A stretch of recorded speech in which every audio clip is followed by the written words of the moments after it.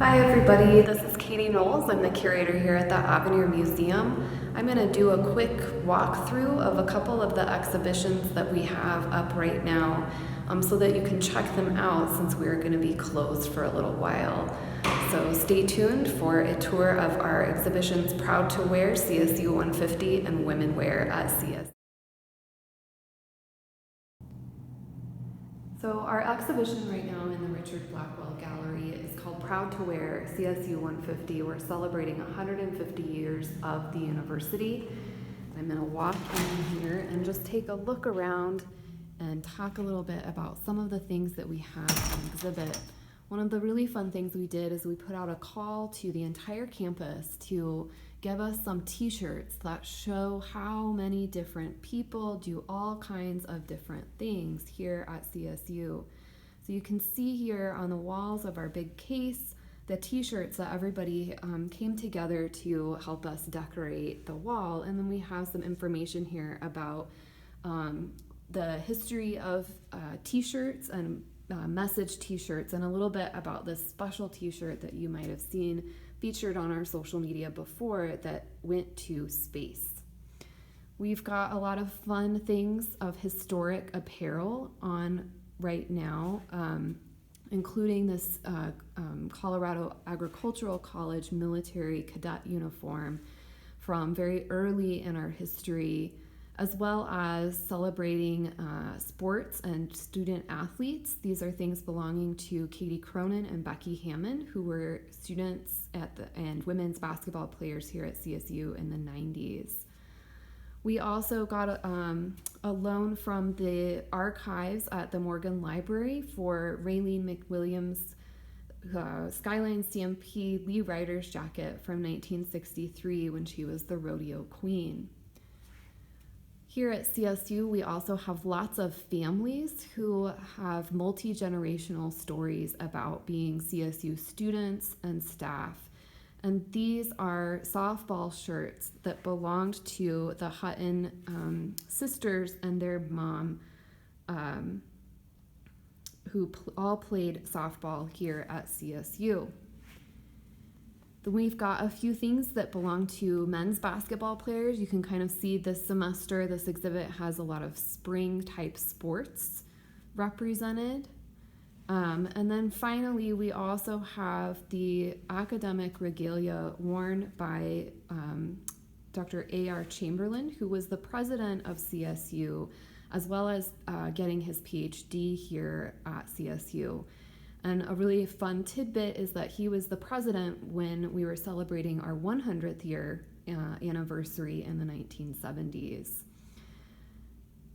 We've also got a couple of banners here, which are things that people would put kind of up in their dorm rooms or something like that. They would wear these pins that you see here to games, and then they would pin them to their pennants after the game to keep them safe. We also have a big logo wall here featuring several of the different logos for the changes in our name over time. And we've got the academic seal of the university as well that has our core values: education, service, research, and extension as part of the seal. Here in these smaller cases, we wanted people to see the ways that merchandising and branding have changed over time. So these two jackets were made in the 1950s when our name was Colorado A&M, and then we became Colorado State University. These days, a jacket like the one you see in the back would probably just be tossed out, but back then they actually just sewed over the A&M, and if you look closely, you can see it's faded differently. And somebody had sewn over the A&M on this jacket too, but then they removed it at a later point. And everybody, we've got to make sure Cam's here represented as well.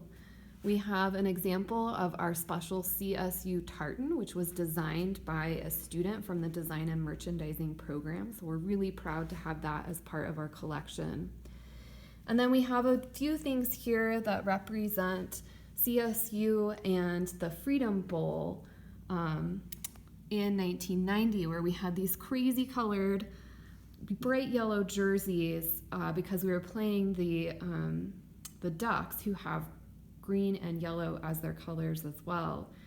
So we've got a little pin here from the game, Go Rams, Scrub the Ducks. And then you'll see the special marching band jacket that the marching band had when they were traveling with the team.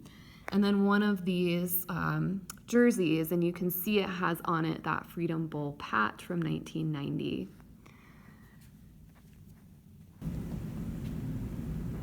All right, everybody, this is your walking tour of our exhibition Women Wear at CSU, which is in the Lucille E. Hawks Gallery. This exhibit, we asked current women identifying employees to loan us an item of clothing that had a special meaning to them.